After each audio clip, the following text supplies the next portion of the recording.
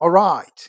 Sometimes you would want to multiply each row in a column, right, by a certain number. So you can have up to like over a million rows, and you want to kind of multiply or divide each row by a certain number.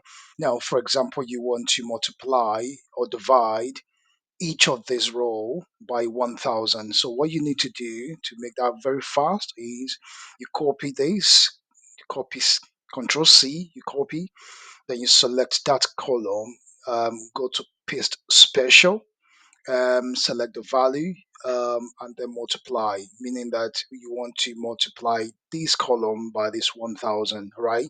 Click OK, and then you see this 10,000 go to 10 million. See that? That's it. So that's how to multiply. And if you want to divide, you do the same thing. You select Control C here, and then go to paste special, value, and then divide. Okay. So that's how to multiply or divide by a specific number when you have lots of rows, like a million rows. Okay. All right. Thank you for watching, and please do subscribe if you haven't done so.